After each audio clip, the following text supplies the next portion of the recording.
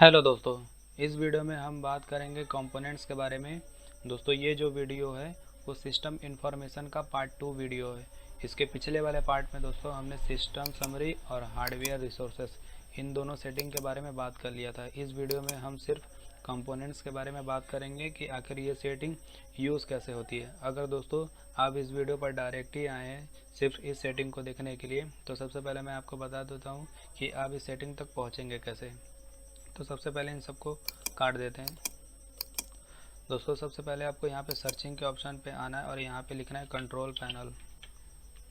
Control panel, ये देखिए दोस्तों कंट्रोल पैनल आ गया है। इसके ऊपर आप क्लिक करिए। क्लिक करने के बाद आपको अगर व्यू बाय में आपका लार्ज आइकन पे है तो इसको स्मॉल आइकन पे कर दीजिएगा। स्मॉल आइकन में कंट्रोल पैनल की सभी सेटिंग होती है। अब यहाँ पे आपको ऐसा पेज खुल जाएगा। अब आपको यहाँ पे एडमिनिस्ट्रेटिव टूल, इसके ऊपर चले जाना है। इस पे आने के बाद दोस्तों हमने कंपोनेंट सर्विसेज से लेकर के यहाँ सिस्टम कॉन्फ़िगरेशन यहाँ तक की सभी सेटिंग के बारे में बात कर लिया था। हमारा ये सिस्टम इन्फॉर्मेशन, इसके बारे में ये वीडियो चल रही थी। तो इसके ऊपर चलिए क्लिक करते हैं। क्लिक करने के बाद देखिए दोस्तों हम उसी पेज पर आ गए हैं जहाँ पे अभी हम बात कर रहे थे कंपोनेंट्स के बारे में। हमने ऊपर की दो सेटिंग सिस्टम समरी और हार्डवेयर रिसोर्सेस इन दोनों के बारे में बात कर लिया था। अब हम सिर्फ कंपोनेंट्स के बारे में बात कर लेंगे। तो दोस्तों कंपोनेंट्स के ऊपर क्लिक करिए। क्लिक करने के बाद आपको यहाँ पे एक प्लस का आइकन दिखेगा छोटा से, इसके ऊपर आप क्लिक कर दीजिए। इसके ऊपर क्लिक करने के बाद दोस्तों आप यहाँ पे देख रहे हैं मल्टीमीडिया, सीडी, साउंड डिवाइस और यहाँ से लेकर आपको यूएसबी तक के ऑप्शन दिखेंगे। तो दोस्तों ये ऑप्शन किस लिए होते हैं इनके बारे में हम जानेंगे। तो दोस्तों जो ये हमारा कंपोनेंट्स होता है, ये हमारे सिस्टम के जो हार्डवेयर डिवाइसेस होते हैं, छोटे छोटे कंपोनेंट्स होते हैं, उनके बारे में जानकारी देता है। जैसे डिस्प्ले के बारे में दे रहा है जानकारी, मॉडेम के बारे में, नेटवर्क के बारे में, यानी जितने भी हमारे कंप्यूटर में जो कंपोनेंट्स लगे हुए हैं उनके बारे में जानकारी देता है। तो हम हर कंपोनेंट्स के बारे में बात करेंगे। सबसे पहला हमारा ऊपर में है मल्टीमीडिया। तो दोस्तों मल्टीमीडिया पे आप क्लिक करेंगे तो यहाँ पे आपको छोटा सा एक प्लस का आइकन दिखेगा, इसके ऊपर आप क्लिक कर दीजिए। क्लिक करने के बाद आपको यहाँ पे दो ऑप्शन दिख रहा है, ऑडियो कोडेक्स और वीडियो कोडेक्स। तो दोस्तों ये ऑडियो कोडेक्स और वीडियो कोडेक्स है क्या, इसके बारे में बात करते हैं। तो दोस्तों जो ये ऑडियो कोडेक्स होता है ये एक छोटा सा प्रोग्राम होता है जो कि ज़्यादातर पाइथन में लिखा जाता है। तो ये जो हमारा प्रोग्राम होता है ये करता क्या है कि जो हमारी ऑडियो फाइल होती है और जो हमारी ऑडियो फाइल होती है हमारी मेमोरी में, वो एक डिजिटल डाटा के रूप में होती है। तो जो ये ऑडियो कोडेक्स ऑप्शन है ये हमारी उस डिजिटल फाइल को हमारे सुनने लायक फाइल में कन्वर्ट कर देता है। दोस्तों इसका काम होता है कन्वर्ट करना। हमारी जो ऑडियो फाइल डिजिटल डाटा के रूप में होती है उसको कन्वर्ट कर देता है हमारे लिए कि जो वो सुनने के फॉर्म में आ जाए। इसी तरह दोस्तों जो हमारा वीडियो कोडेक होता है ये भी एक ही प्रकार का कोड ही होता है जो पाइथन में लगभग लिखा जाता है। इसका भी काम यही होता है कि जो हमारी मेमोरी में वीडियो की फाइल पड़ी है वो तो एक डिजिटल डाटा के रूप में होगी, तो उसको देखने लायक बनाने के लिए जो सॉफ्टवेयर काम में आता है वो वीडियो कोडेक होता है। ये हमारी वीडियो को देखने के लायक बनाता है, यानी उसको कन्वर्ट करता है हमारे यूज़र के लिए। डिजिटल डाटा से एनालॉग डाटा में ये इसको कन्वर्ट करने में काम आता है। तो दोस्तों हमने मल्टीमीडिया के बारे में बात कर लिया। अब दोस्तों अगला ऑप्शन है सीडी रोम के बारे में। तो इसके ऊपर आप क्लिक कर दीजिए। क्लिक करने के बाद दोस्तों ये मेरा थोड़ा टाइम ले रहा है तो इसको लेने देते हैं। हम इसके बारे में बात कर लेते हैं आखिर ये करता क्या है। तो दोस्तों जो हम अपने कंप्यूटर में, ये देखिए दोस्तों लोड हो गया है। अब आपको यहाँ पे ड्राइव डी दिख रहा होगा। इसका मतलब साफ है कि जो हम अपने कंप्यूटर में सीडी लगाते हैं, जो गोल गोल सी चमकीली सी सीडी आती है, ये उसके बारे में बताता है कि हमारा जो डी ड्राइव है वो क्या क्या सपोर्ट करता है और कितना सपोर्ट करता है, और इसको चलाने के लिए कौन कौन सी ड्राइवर यूज़ होती है वो होता है। जैसे मान लीजिए दोस्तों आपने अपने कंप्यूटर में कोई भी सीडी लगाया तो इसके बारे में यहाँ पे डिस्क्रिप्शन में लिख देगा। अब इस सीडी को चलाने के लिए हमारे सिस्टम का जो भी ड्राइवर यूज़ हो रहा है उसकी ये लोकेशन दिखा दे रहा है कि हमारा जो सीडी हो उसको चलाने के लिए ये ड्राइवर यूज़ होगा। अब दोस्तों ये जो हमारा सीडी रोम है इसके बारे में बेसिक जानकारी दी है कि ये बना कहाँ पे, इसके बारे में, और ये कितना डाटा पर सेकंड आपका ये मतलब उसको कन्वर्ट करता है। यहाँ पे देख रहा है कि 1.0 KB बाइट्स पर सेकंड, यानी कि इतना का डाटा ये हमारा पर सेकंड ये हमारा कन्वर्ट करते हैं, यानी जो भी हमारे सीडी में डाटा होगी उसको कन्वर्जन रेट होता है। और भी दोस्तों यहाँ पे बेसिक जानकारी दी है हमारी डी ड्राइव के बारे में। तो दोस्तों अब हम अगली सेटिंग की बात करते हैं साउंड डिवाइस के बारे में। दोस्तों साउंड डिवाइस इस ऑप्शन में क्या होता है, तो दोस्तों कभी कभी हम अपने कंप्यूटर में एक साउंड कार्ड लगाते हैं, तो जो हमारे सिस्टम में पहले से ही साउंड कार्ड लगा होगा वो तो नॉर्मली होता है, तो उस कार्ड के बारे में जो बेसिक जानकारी है यहाँ आपको दिख जाएगी। जैसे उसका नाम, उसका मैन्युफैक्चर माइक्रोसॉफ्ट ने किया है, उसका PNR ID जो और उसका ड्राइवर, और भी दोस्तों जो बेसिक जानकारी है हमारे सिस्टम में जो पहले से छोटा सा साउंड कार्ड लगा होगा उसके बारे में ये बेसिक जानकारी लगी है। अगर दोस्तों आप अलग से कोई भी साउंड कार्ड एंटर करेंगे तो उसके बारे में भी ये नीचे जानकारी दे देगा। तो ये हमारे जो सिस्टम के जो छोटे छोटे पार्ट्स हैं लगभग उनकी ये हमारी जानकारी दे रहा है कि हमारे सिस्टम में कौन से पार्ट्स हैं और वो कहाँ से बने, उनके बारे में बस बेसिक जानकारी है। अब दोस्तों अगला डिस्प्ले के बारे में बात करते हैं। तो डिस्प्ले में भी दोस्तों सेम ही काम है साउंड की तरह। हमारे सिस्टम में डिस्प्ले को लाने के लिए भी एक छोटा सा कार्ड लगा होता है जो हमारे कंप्यूटर में पहले से ही लगा होता है। तो उस कार्ड के बारे में ये बेसिक जानकारी दी है, उसका नाम, उसका PNR ID, उसका एडाप्टर टाइप। दोस्तों जो बेसिक जो हमारा साउंड वीडियो कार्ड होता है उसके बारे में यहाँ बेसिक जानकारी दी है, और उसकी मेमोरी में लोकेशन यहाँ पे हमारा दी है। जो ड्राइवर है मतलब साउंड कार्ड को चलाने के लिए कौन सा ड्राइवर यूज़ होता है। हमारे दोस्तों सिस्टम में जितने भी इनपुट डिवाइसेस लगती हैं या जो भी हम एप्लीकेशन इंस्टॉल करते हैं तो उनके चलाने के लिए कुछ ना कुछ ड्राइवर्स की ज़रूरत पड़ती है, क्योंकि ड्राइवर को ही पता होता है कि हमारा वो इनपुट डिवाइस कैसे चलेगा या उस एप्लीकेशन को कैसे चलाना है। तो दोस्तों हर अपने कंपोनेंट्स का अपना एक ड्राइवर होता है। तो हमारा जो ये डिस्प्ले कार्ड है उसका भी एक अपना पर्टिकुलर ड्राइवर है, और उस ड्राइवर की मेमोरी में कहाँ पे लोकेशन है ये आपको यहाँ पे दिख जाएगी। अब दोस्तों हम अगली सेटिंग के बारे में बात करते हैं कि जो है कि इंफ्रारेड। अब दोस्तों इंफ्रारेड का मतलब क्या होता है। दोस्तों कभी कभी होता ये है कि हम अपने जो कंप्यूटर है उससे कुछ वायरलेस डिवाइस का कनेक्शन कर देते हैं। जैसे अभी मेरे पास जो कंप्यूटर है वो वायर के द्वारा कंप्यूटर से जुड़े हैं, लेकिन होता है कभी कभी हम वायरलेस माउस, वायरलेस कीबोर्ड ये सब अपने कंप्यूटर से अटैच करते हैं। तो जितने भी हम ये वायरलेस डिवाइस कंप्यूटर से अटैच करते हैं वो इंफ्रारेड डिवाइसेस होती हैं। तो जो जो आपके सिस्टम में वायरलेस डिवाइसेस होंगी वो यहाँ पे शो कर देगी। अभी मेरे सिस्टम में कोई भी वायरलेस डिवाइसेस नहीं है, इसीलिए यहाँ पे आपको नहीं दिख रहा है। अगर आप में कनेक्ट होगी तो ये दिख जाएगा। अब दोस्तों जो ये वायरलेस डिवाइसेस होती है वो इंफ्रारेड सिग्नल के बेसिस पे काम करती है। जैसे हमारा टीवी का रिमोट होता है उसके अंदर आप एक छोटी सी LED देखेंगे, तो वो जो छोटी सी LED होती है वो इंफ्रारेड LED होती है। वो इंफ्रारेड सिग्नल को छोड़ती है जिसको हमारा सिस्टम कैच कर लेता है। उसी तरह दोस्तों हमारा वायरलेस माउस और कीबोर्ड ये भी इंफ्रारेड सिग्नल्स को छोड़ता है, जिससे हमारा कंप्यूटर कैप्चर कर लेता है और उसकी जितनी भी गतिविधियाँ होगी वो सिस्टम पे डिस्प्ले करेगा। अब दोस्तों हम अगले सेटिंग के बारे में बात कर लेते हैं जो कि है इनपुट। इनपुट में आप क्लिक करने के बाद देखिए यहाँ पे आपको छोटा सा प्लस का आइकन दिखेगा, इसके ऊपर आप क्लिक कर दीजिए। क्लिक करने के बाद आपको कीबोर्ड और पॉइंटिंग डिवाइस इन दोनों के बारे में दिखेगा। तो दोस्तों आपने अपने सिस्टम से जो भी कीबोर्ड अटैच किया होगा उस कीबोर्ड के बारे में जो भी बेसिक जानकारी होगी यहाँ पे आपको दिख जाएगी। जैसे उस कीबोर्ड का नाम, उस कीबोर्ड के बारे में छोटा सा डिस्क्रिप्शन। अब नीचे आएंगे तो उस कीबोर्ड को चलाने के लिए जो भी ड्राइवर यूज़ हो रहा होगा उसके बारे में दिख जाएगा। अब दोस्तों जो कीबोर्ड होगा वो तो एक पोर्ट के माध्यम से ही जुड़ेगा, तो पोर्ट में वो किस पॉइंट से लेकर किस पॉइंट तक मेमोरी में लोकेशन जगह लेता है ये आपको यहाँ पे दिख जाएगा।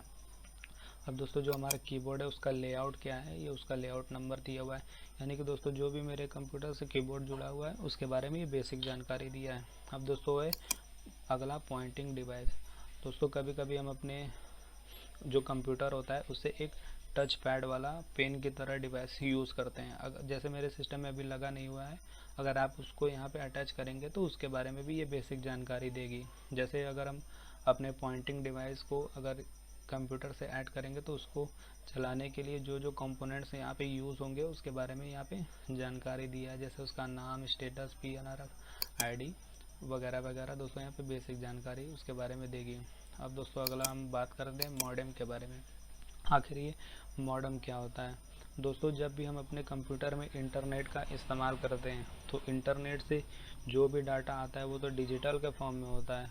तो मॉडेम क्या करता है कि उस डिजिटल डाटा को हमारे उपयोग में लाने के लिए उसको कन्वर्ट कर देता है। जैसे जो सिग्नल आ रहे हैं उस सिग्नल से तो हम कुछ नहीं समझ पाएंगे, अगर उस सिग्नल के माध्यम से हमको ऑडियो फाइल मिल जाए, वीडियो फाइल मिल जाए या कोई टेक्स्ट फाइल मिल जाए, वो हमारे लिए काम में आती है। तो दोस्तों ये मॉडेम क्या करता है, उन सिग्नल्स को या तो टेक्स्ट में कन्वर्ट करता है या वीडियो में कन्वर्ट कर देता है या ऑडियो में कन्वर्ट कर देता है। तो मॉडेम का काम यही है कि जो डिजिटल सिग्नल होता है उनको एनालॉग सिग्नल में बदल देना, और इन एनालॉग सिग्नल को हमारा कंप्यूटर आसानी से पहचान लेता है और उसको हमारे सिस्टम पे डिस्प्ले कर देता है, या ऑडियो के फाइल में या टेक्स्ट के फाइल में। तो दोस्तों मॉडेम का काम यही होता है। अब दोस्तों अगला बात करते हैं नेटवर्क के बारे में। तो नेटवर्क पे आने के बाद आपको यहाँ एक प्लस का आइकन दिखेगा, इसके ऊपर आप क्लिक कर दीजिए। क्लिक करने के बाद आपको यहाँ 3 ऑप्शन दिखेंगे, एडाप्टर, प्रोटोकॉल और वाइन स्टॉप। तो दोस्तों एडाप्टर क्या होता है, दोस्तों एडाप्टर जो है नेटवर्क एडाप्टर, ये हमारे सिस्टम में एक छोटा सा पार्ट होता है। मान लीजिए आप अपने सिस्टम में कोई इंटरनेट यूज़ कर रहे हो, तो इंटरनेट आपके सिस्टम में आएगा किसी न किसी हार्डवेयर पे ही आएगा ना। मान लीजिए आपने कोई भी इंटरनेट से इस्तेमाल करके कोई भी डेटा अपने कंप्यूटर में इंस्टॉल कर रहे हैं, तो वो आपके सिस्टम में जिस पॉइंट के थ्रू होकर जाता है वो होता है एडाप्टर, यानी नेटवर्क अडेप्टर। यानी कि जितने भी इंटरनेट से संबंधित डेटा हमारे पास आ रही है, वो जा रही है, वो नेटवर्क एडाप्टर के थ्रू ही हमारे सिस्टम में एंटर करेंगी या हमारे सिस्टम से निकलेंगी। तो ये होता है दोस्तों हमारा नेटवर्क एडाप्टर।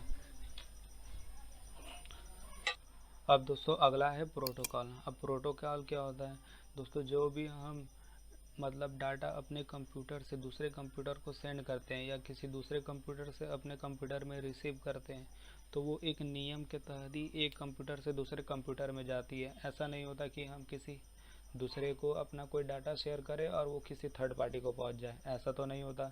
तो इंटरनेट की दुनिया में कुछ नियम बनाए गए हैं डाटा को एक जगह से दूसरे जगह पे जाने के लिए। तो जो ये नियम होते हैं, सेट ऑफ रूल्स, यही होते हैं हमारे प्रोटोकॉल। यानी कि हमारे डाटा को एक जगह से दूसरे जगह तक जाने में और दूसरे जगह से डाटा को हमारे कंप्यूटर में आने में जो नियम कानून लगे होते हैं उनको यह प्रोटोकॉल कहते हैं। दोस्तों प्रोटोकॉल बहुत सारे होते हैं, उसके बारे में हम बात नहीं करेंगे। अभी हम यहाँ सिर्फ शॉर्ट ओवरव्यू समझ रहे हैं सिस्टम इन्फॉर्मेशन के बारे में। अब दोस्तों अगला बात, दोस्तों अब हम अगली जो सेटिंग है वाइन सॉक्स, इसके बारे में बात करेंगे। आखिर ये क्या होती है और यूज़ कैसे होती है।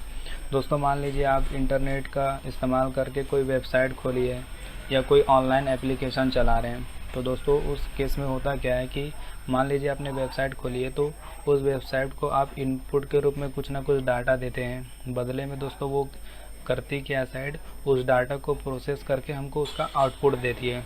तो दोस्तों हमारे सिस्टम में जो ये इनपुट और प्रोसेसिंग और आउटपुट का जो प्रोसेस होता है, ये वाइन स्टॉक्स इस सॉफ्टवेयर के द्वारा किया जाता है।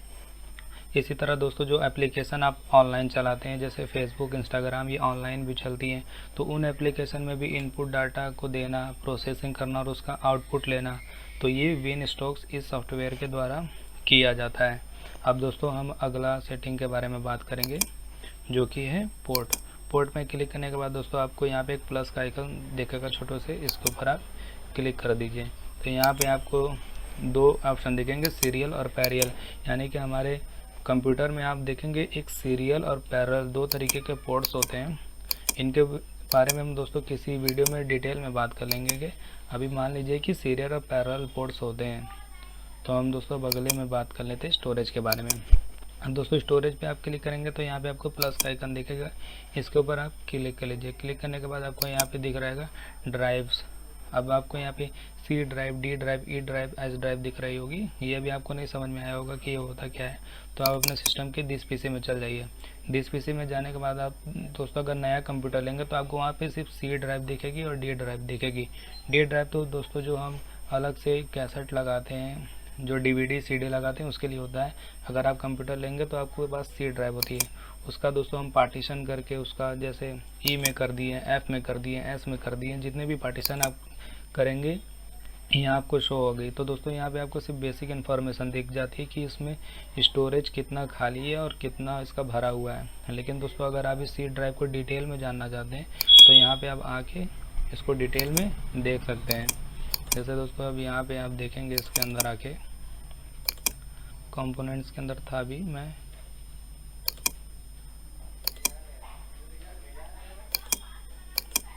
ये देखिए दोस्तों, ड्राइव में आप आएंगे, जैसे वहाँ सी ड्राइव में वहाँ पे सिर्फ आपको टोटल साइज़ और फ्री स्पेस दिख रही थी, लेकिन जब यहाँ पे आएंगे तो आपको बहुत सारी और भी जानकारी दिखेगी, जैसे उसके डिस्क्रिप्शन के बारे में, कंप्रेस के बारे में, फाइल सिस्टम के बारे में, और भी दोस्तों जितनी भी ड्राइव होगी उसके बारे में डिटेल में यहाँ पे आपको जानकारी दिख जाएगी। अब दोस्तों आते हैं डिस्क के बारे में।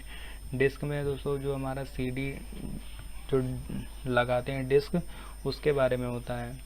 अगर दोस्तों आप अपने सिस्टम में कोई CD लगाएंगे तो CD को चलाने के लिए जो जो कंपोनेंट्स यूज़ होते हैं यहाँ पे उनके बारे में जानकारी दी गई है, जैसे वो मैन्युफैक्चर कहाँ हुआ है, मॉडल नंबर, ऐसे भी दोस्तों उसका साइज़ कितना सपोर्ट कर सकता है, ये सब यहाँ पे बेसिक उसकी जानकारी है। अब दोस्तों जो ये ISCSI है, यानी internet small computer system interface, ये हेल्प क्या करता है, ये हमारी ऑनलाइन स्टोरेज करने में बहुत ही मदद करता है।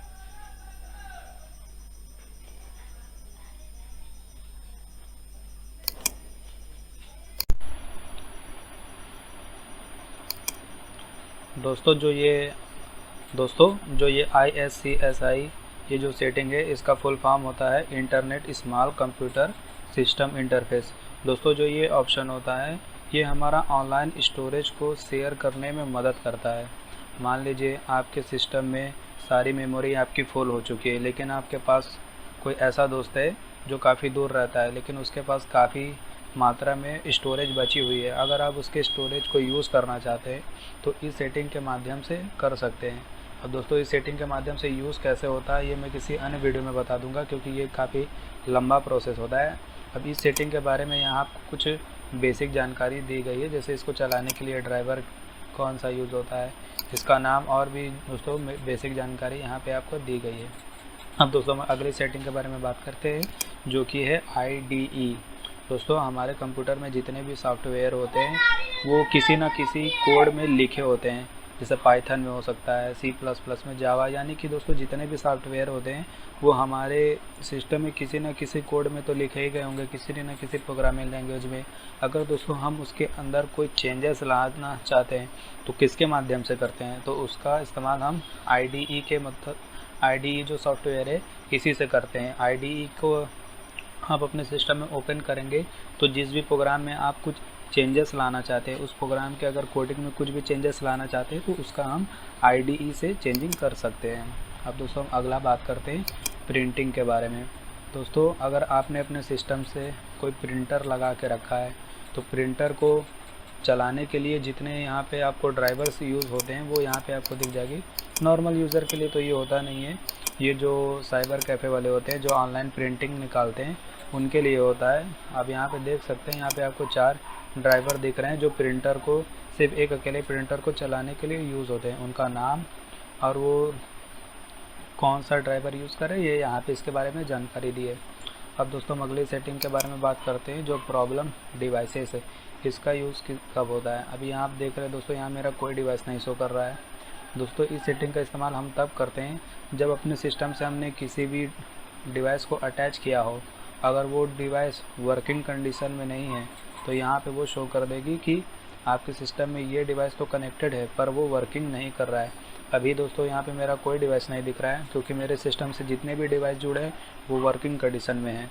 अगर दोस्तों आपने अपने कंप्यूटर से काफ़ी सारी एक्सटर्नल कोई डिवाइसेस जोड़ के रखी है, अगर वो वर्किंग नहीं है तो यहाँ पे आपको दिख जाएगी वो उस डिवाइस का नाम, उसका PNP डिवाइस ID और उसका जो एरर कोड होगा, क्योंकि हर प्रॉब्लम का एक अपना पर्सनल एरर कोड होता है। उस एरर कोड के माध्यम से आप उसको ठीक कर सकते हैं।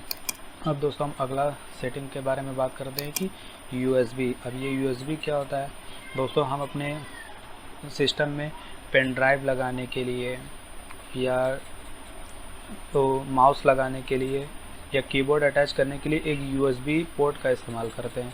तो उस USB पोर्ट को चलाने के लिए कौन कौन सी सिस्टम यूज़ हो रहा है ये यहाँ पे आपको दिया गया है। इसमें आप ज़्यादा चेंजेस नहीं कर सकते, ये बस आपको बता देता है कि कौन सा सिस्टम किसको हैंडल करता है। तो दोस्तों कंपोनेंट्स के अंदर यही सारी बेसिक जानकारी थी। होप आपको ये वीडियो पसंद आया। अगर पसंद आया तो लाइक कर दीजिएगा। चैनल पर पहली बार आए तो इसको सब्सक्राइब करते जाइएगा। मैं मिलता हूँ आपको नेक्स्ट वीडियो में, तब तक के लिए जय हिंद।